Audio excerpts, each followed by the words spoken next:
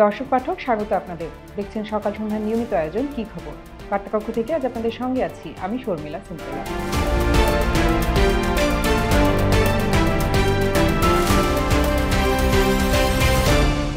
পলাতক দেখিয়ে বিচার চলছিল বিএনপি নেতা হারিস চৌধুরীর। ইন্টারপোলের রেড নোটিশও জারি হয়েছিল তার বিরুদ্ধে। ২১ আগস্ট গ্রেনেড হামলার মামলায় ২০১৮ সালে বিচারিক আদালতের রায়ে যাবজ্জীবন সাজা হয় হারিস চৌধুরীর। জীবিত ধরে কদিন আগে তাকে সেই সাজা থেকে খালাস দেয় হাইকোর্ট। এসব নিয়েই আমরা কথা বলবো আজকের কি খবরে। সঙ্গে আছেন সহকর্মী তাবারুল হক। তাবারুল, আপনাকে স্বাগত। সিন্ড্রেলা, আপনাকে ধন্যবাদ। শুরুতেই আপনার কাছে জানতে চাই যে হারিস চৌধুরী কে ছিলেন? হারিস চৌধুরী বিএনপির চেয়ারপারসন খালেদা জিয়ার রাজনৈতিক সচিব ছিলেন। তিনি বিএনপির চেয়ারপারসনের বিশেষ সহকারী ছিলেন এবং বিএনপির যুগ্ম মহাসচিবও ছিলেন। হারিস চৌধুরী ২০০৪ সালে শেখ হাসিনার সমাবেশে গ্রেনেড হামলা অর্থাৎ ২১ আগস্ট গ্রেনেড হামলা মামলার একজন আসামি ছিলেন। ২০০৭ সালে 1/11-এর সময় থেকে তিনি পলাতক। পরবর্তীতে এই মামলায় যখন তার যাবজ্জীবন কারাদণ্ড হয় তখনও তিনি পলাতকই ছিলেন।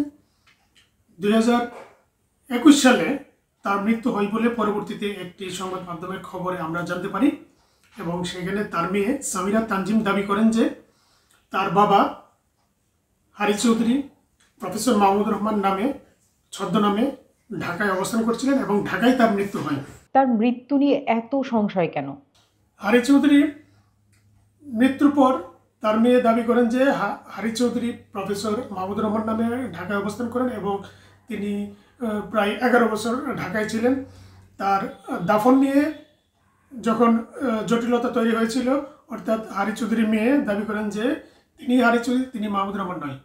কিন্তু ওই সময় সরকার তাকে মাহমুদুর রহমান নামেই ঢাকার অদূরে সাভারের বিরুলিয়ায় দাফন করতে বাধ্য করে। হারিস চৌধুরীর মেয়ে সামিরা তানজিমের এই দাবির প্রেক্ষিতে সরকার ওই সময় কোনো গুরুত্ব দেয়নি বলে তিনি অভিযোগ করেন। কিন্তু ওই সময় সরকার গুরুত্ব না দেওয়ায় পরবর্তী যখন ৫ই আগস্ট আওয়ামী লীগ সরকার পতন হয় পরবর্তীতে তিনি তার বাবার পরিচয়ের নিশ্চিতের জন্য হাইকোর্টে একটি রিট পিটিশন দায়ের করেন। এতদিন তো তাকে পলাতক ও জীবিত ধরে আলোচনা চলছিল, তার মৃত্যুর বিষয়টি হঠাৎ সামনে এলো কি করে? এখন তাহলে তার লাশ এবং এই মামলার পরবর্তী প্রক্রিয়া কি হবে? হারিস চৌধুরীর মেয়ে সামিরা তার রিট পিটিশনে এও আর্জি জানিয়েছিলেন যে তিনি হারিস চৌধুরী এবং তার বাবার পরিচয় নিশ্চিত হওয়ার পরবর্তীতে যেন তার বাবার ইচ্ছায় তাদের গ্রামের বাড়ি সিলেটের কানাইঘাটে যেন দাফনের জন্য আবেদন মঞ্জুর করেন এবং সেই অনুযায়ী আজকে আদালত তার বাবাকে তাদের ইচ্ছা অনুযায়ী দাফন করার জন্য অর্থাৎ তার যে দেহাবশেষ রয়েছে ঢাকা মেডিকেল কলেজ হাসপাতালে সেখান থেকে যেন তার এলাকায় দাফন করা হয় সেই আর্জিও মঞ্জুর করেছে। ২১ আগস্ট গ্রেনেড হামলার মামলায় তার যাবজ্জীবন কারাদণ্ড হলেও পরবর্তীতে অর্থাৎ গত ১ ডিসেম্বর ওই মামলার হাইকোর্টের জাজমেন্ট হয় এবং ওই জাজমেন্টে হারিস চৌধুরী সহ ওই মামলার যারা দণ্ডপ্রাপ্ত আসামি ছিলেন সবাইকে খালাস দেওয়া হয়। তো এতে করে দেখা গেল যে তার বিরুদ্ধে আরও বেশ কয়েকটি মামলা রয়েছে এবং তার বিরুদ্ধে দণ্ড রয়েছে। দুর্নীতি দমন কমিশনের মামলায় তার দণ্ড আছে। পরবর্তীতে তার সরকারি গাড়ি অবৈধভাবে ব্যবহারের আরেকটি মামলায় তার 59 বছরের দণ্ড আছে।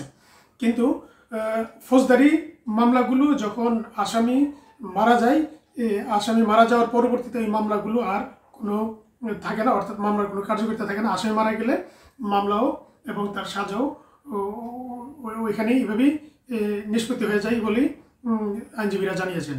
তাবারুল, আপনাকে ধন্যবাদ। সিন্ড্রেলা, আপনাকেও ধন্যবাদ। এছাড়া অভিশংসনের মুখে দক্ষিণ কোরিয়ার প্রেসিডেন্ট, এমন একটি খবর প্রকাশ করেছি আমরা। পাবেন দেশ ও বিদেশের আরও অনেক খবর সকাল সন্ধ্যার পাতায়। এসব করতে ক্লিক করতে হবে সকালসন্ধ্যা.com। আমাদের পাবেন ফেসবুক ও ইউটিউবে। সকাল সন্ধ্যার সঙ্গেই থাকুন।